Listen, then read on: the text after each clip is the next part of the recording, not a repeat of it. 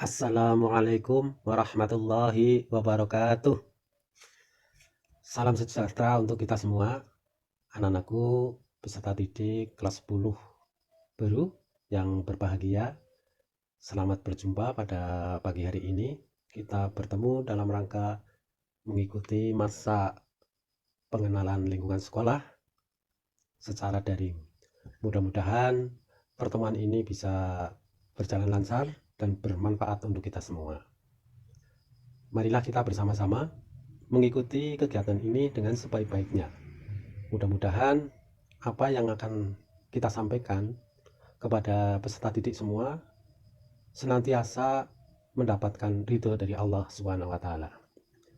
Anak-anakku peserta didik yang kami hormati, yang berbahagia, yang kami sayangi, alangkah baiknya sebelum kita memulai pembelajaran pada pagi hari ini, saya perkenalkan dulu. Nama saya Muhammad Siddiq SPD. Setiap hari saya bekerja di bimbingan konseling SMA Negeri 3 Tegal. Kepada anak-anakku yang ingin berkonsultasi dengan kami persilakan untuk datang saja ke ruang bimbingan konseling. Pada masa pandemi COVID-19 ini, kita berusaha untuk tetap melaksanakan kegiatan belajar mengajar dengan cara yang berbeda. Pada kesempatan ini, kita melakukannya dengan model daring. Anak-anakku yang berbahagia, untuk kesempatan kali ini kami ingin menyampaikan kepada anakku semua tentang pengenalan kita terhadap lingkungan sekolah, yaitu pada topik tata tertib sekolah. Sesuai dengan aturan yang ada pada semua sekolah, termasuk di SMA 3 ini, kita juga harus bisa mengenal aturan yang kita sebut dengan tata tertib sekolah. Semuanya bertujuan demi untuk lancarnya kegiatan belajar mengajar di sekolah. Kalau kita bisa melakukannya, mematuhinya, menjalankannya, insya Allah proses belajar mengajar di sekolah kita akan berjalan dengan lancar dan akan menghasilkan anak-anak yang berkualitas.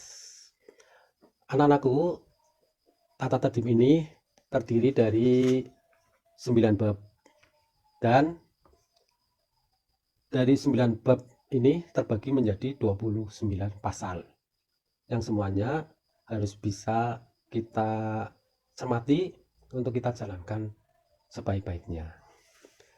Baiklah, mari kita ikuti apa saja pasal-pasal yang ada di dalam 9 bab tadi. Yang pertama, kita perlu mengetahui tentang aturan pada bab pertama, yaitu tentang pakaian. Di dalam bab pakaian terdapat beberapa pasal. Yang pertama yaitu pakaian seragam sekolah. Diatur dengan ketentuan yang pertama, yaitu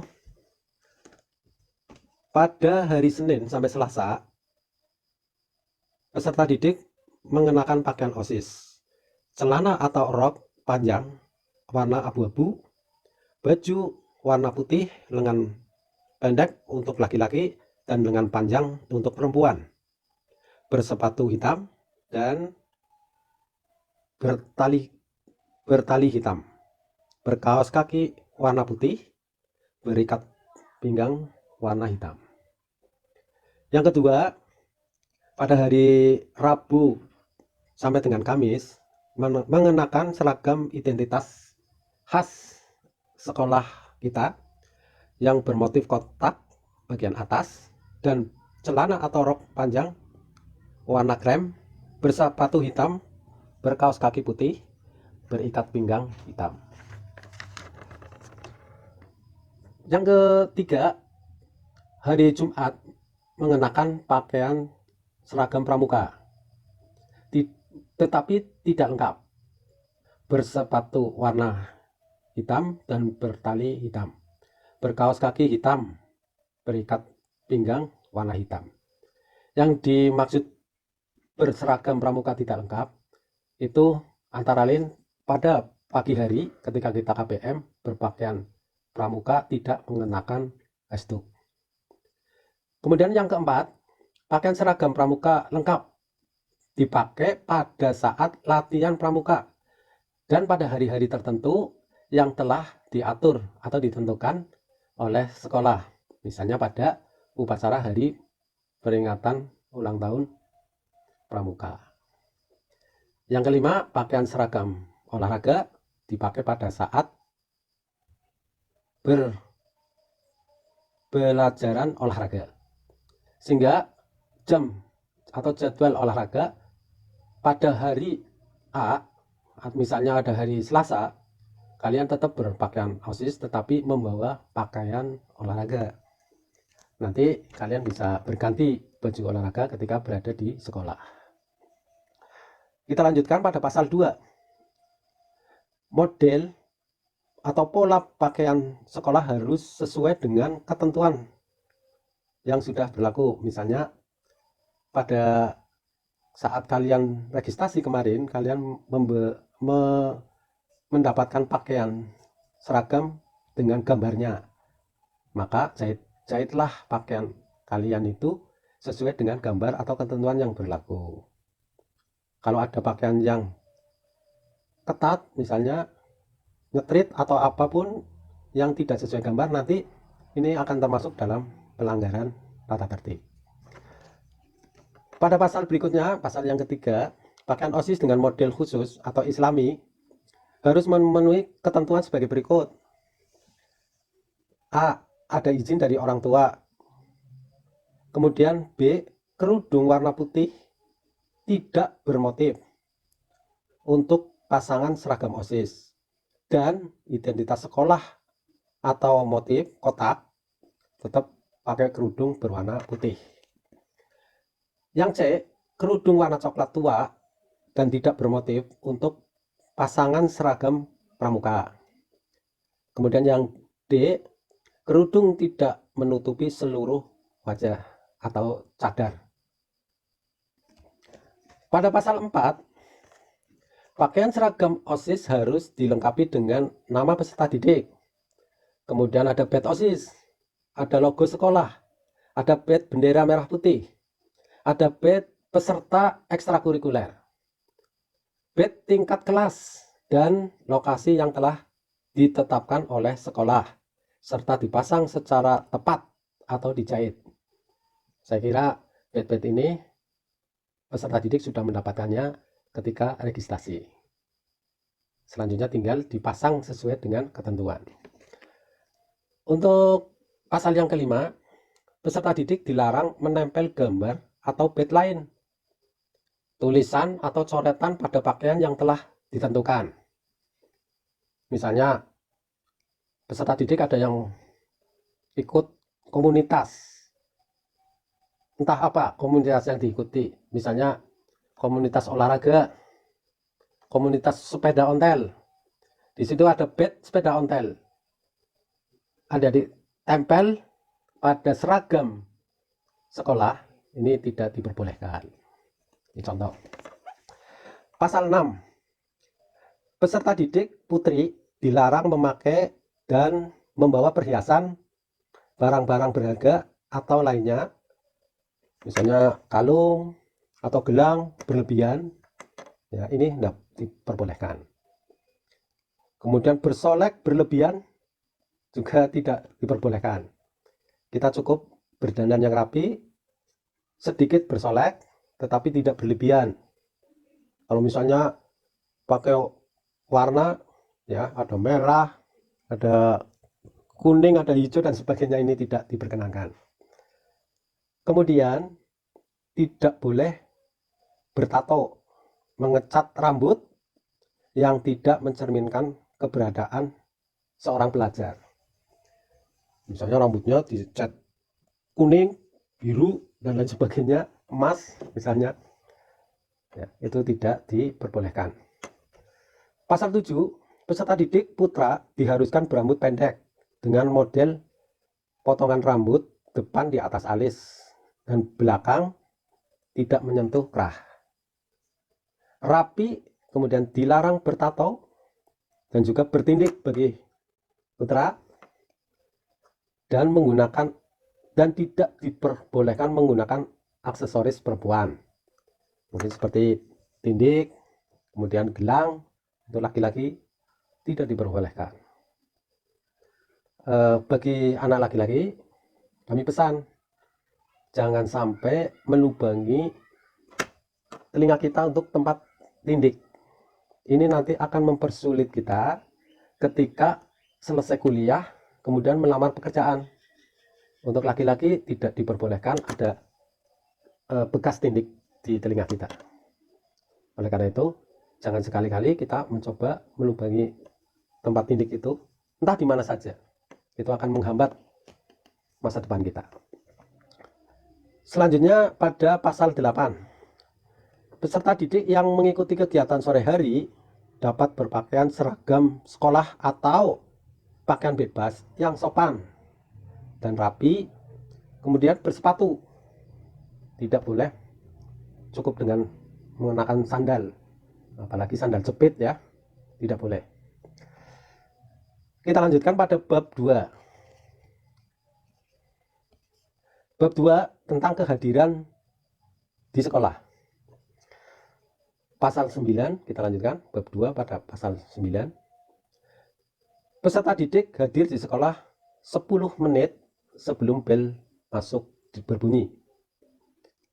Bel tanda masuk pada pasal 10, bel tanda masuk dibunyikan pada pukul 06 lebih 55 menit waktu Indonesia Barat. Ini untuk persiapan peserta didik di kelas. Dan pada pukul 7.00 peserta didik mulai tadarus, dilanjutkan hormat bendera merah putih, dan menyanyikan lagu Indonesia Raya, salam Abita, pembacaan visi dan misi SMA Negeri 3 Tegal, kegiatan literasi 10 menit. Ini pasal 10. Pasal 11, peserta didik yang terlambat hadir wajib lapor ke guru piket. Jangan salah alamat. Misalnya lapornya ke guru BK atau ke ruang kepala sekolah. Cukup kalian lapor di guru piket yang nanti akan standby di lobi sekolah di depan. Dan dapat masuk mengikuti pelajaran. Jadi setelah lapor ke guru piket, adik-adik akan mendapatkan surat izin masuk mengikuti pelajaran. Kita lanjutkan pada pasal 12. Peserta didik tidak dapat hadir di sekolah dikarenakan sakit atau halangan kepentingan lainnya, harus memberitahu ke sekolah atau dengan surat izin, jelasnya seperti itu. Wali kelas atau guru piket, surat yang ditandatangani orang tua. Jadi surat izin itu harus ditandatangani langsung oleh orang tua. Surat izin wajib diberikan pada hari itu juga selama jam kerja pada hari itu. Misalnya surat izin itu diberikan di antara jam 7 sampai jam 15.30. Itu misalnya pada hari Senin. Surat izin tidak berlaku ketika diberikan pada esok harinya. Jadi misalnya anak-anakku, surat izinnya nanti saja kalau kita sudah berangkat sekolah esok harinya. Itu surat itu tidak berlaku. Kita lanjutkan pada pasal 13. Peserta didik yang tidak dapat masuk karena sakit lebih dari 1 hari, sakitnya lebih dari 1 hari, maka harus menyerahkan surat keterangan sakit dari dokter puskesmas maupun dokter rumah sakit. Pasal 14, peserta didik yang menggunakan sepeda motor ke sekolah harus mematuhi aturan perundang-undangan yang berlaku yang telah ditetapkan oleh instansi terkait. Dari kepolisian harus memakai SIM misalnya, dan harus turun dari sepeda motor atau sepeda pada saat masuk dan keluar dari lingkungan sekolah. Begitu sampai ke gerbang sekolah, maka mesin sepeda motor dimatikan. Kemudian ditempatkan pada tempat parkir yang sudah disediakan. Khusus untuk peserta didik yang kelas 10, ada aturan dari sekolah bahwa untuk kelas 10 tidak diperkenankan membawa sepeda motor. Silakan mungkin dengan diantar orang tua atau naik kendaraan umum atau pakai sepeda. Saya kira lebih aman.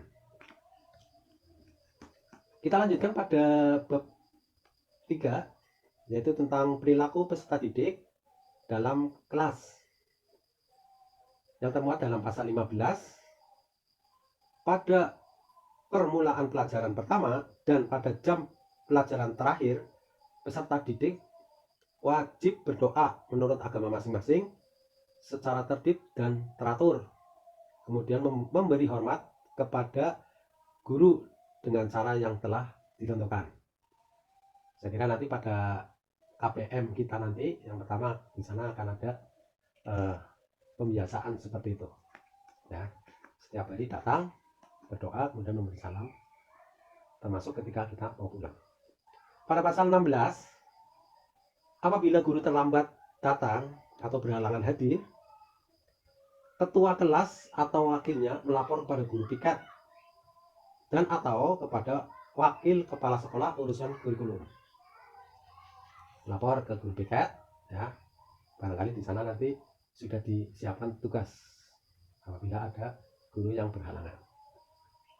Sedangkan peserta didik yang lain harus tetap berada di dalam kelas dengan tertib, tenang, dan berusaha belajar sendiri. Pasal 17.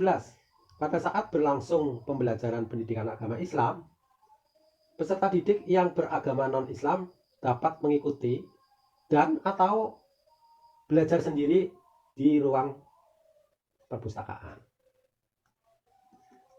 Bagi peserta didik yang beragama non-Islam, wajib mengikuti pendidikan agama sesuai dengan agama yang dianut pada waktu yang telah ditentukan oleh sekolah. Nanti ada jadwal tersendiri untuk yang non-Islam. Pasal 19. Bagi peserta didik yang tidak dapat mengikuti pelajaran pendidikan jasmani, olahraga, dan kesehatan karena sesuatu hal, maka harus memberitahu kepada guru yang terkait, yaitu guru olahraga itu. Dan kepadanya akan diberi tugas lain yang dikerjakan pada tempat yang telah ditentukan. Pasal 20. Peserta didik yang meninggalkan kelas karena suatu keperluan atau hal penting lain dalam harus mendapatkan izin dari guru yang mengajar dan guru piket, serta diketahui oleh wali kelas atau pembina kegiatan. Pasal 21. Peserta didik wajib menjaga sarana prasarana sekolah, ketertiban, keamanan, keindahan, kekeluargaan, dan kesehatan di kelas dan di lingkungan sekolah. Kelas yang kosong karena ada kegiatan pembelajaran di luar kelas wajib dikunci dan tidak ada peserta didik yang berada di dalam kelas saat kelas kosong.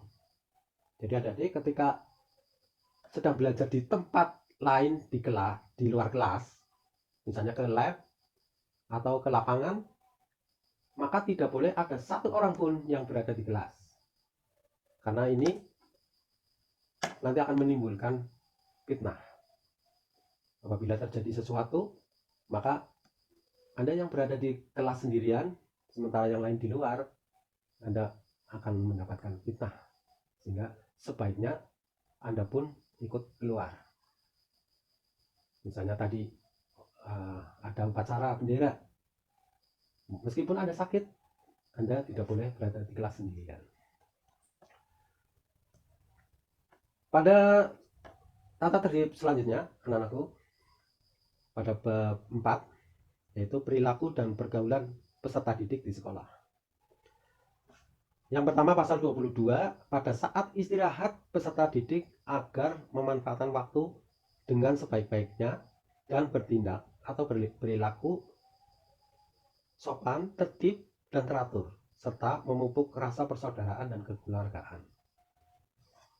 Kita selaku warga SMA 3, maka kita adalah satu keluarga. Pasal berikutnya, pasal 23, peserta didik dilarang keluar dari lingkungan sekolah tanpa seizin guru piket atau wali kelas dan atau pembina kegiatan. Misalnya pas kita sedang KPM, kita ada kegiatan lain, mengikuti rapat OSIS atau keperluan yang lain, maka harus dengan surat izin.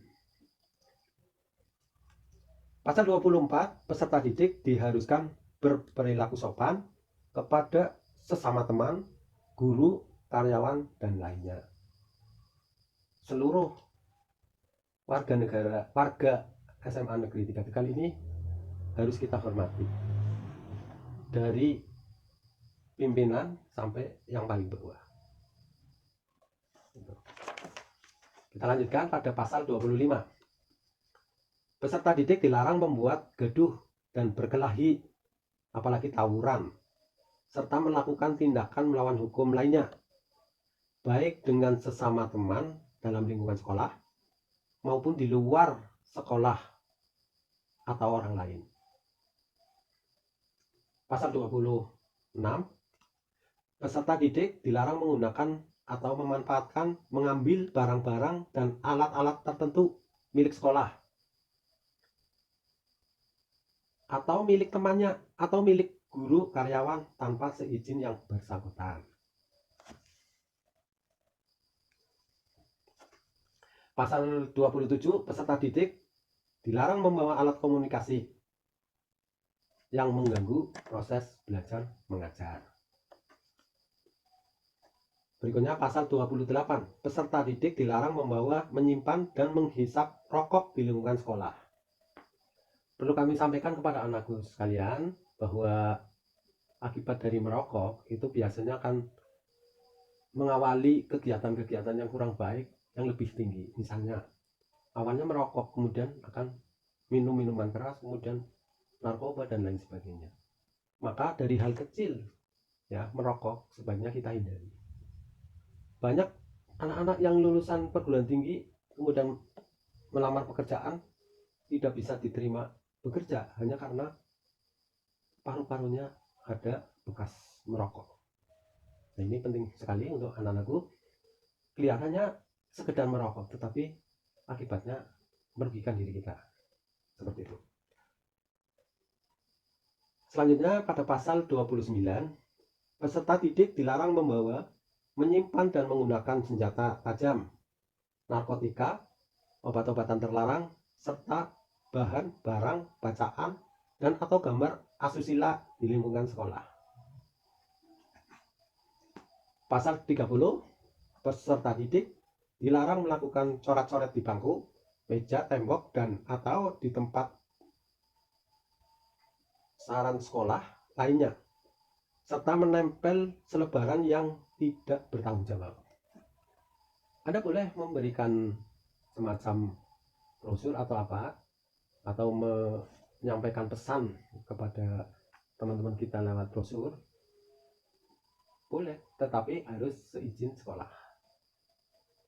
Kita sudah disediakan tempat untuk menempelkan brosur dan sebagainya. Lanjutkan pada bab 5, yaitu tentang upacara.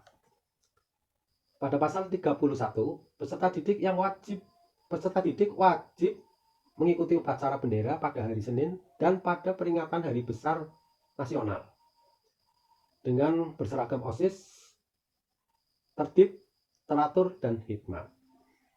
Pasal 32, peserta didik yang tidak dapat mengikuti upacara karena sakit harus memberitahu kepada guru piket atau wali kelas dan berada di ruang UKS. Seperti yang tadi saya jelaskan, tidak boleh sendirian berada di kelas. Bab 6, ekstra kulikuler. Setiap Pada pasal 33, setiap peserta didik wajib mengikuti kegiatan ekstrakurikuler, yaitu pendidikan kepramukaan, dan sesuai dengan bakat dan minatnya boleh mengikuti kegiatan ekstrakurikuler yang diselenggarakan oleh sekolah maksimal 2 kegiatan. Pasal 34, dalam mengikuti kegiatan ekstrakurikuler harus tetap berpakaian rapi, sopan, serta selalu menjaga keamanan dan ketertiban. Anak-anakku peserta didik kelas 10 yang berbahagia, kita lanjutkan pada bab 7, yaitu pemanfaatan dan penggunaan sarana sekolah.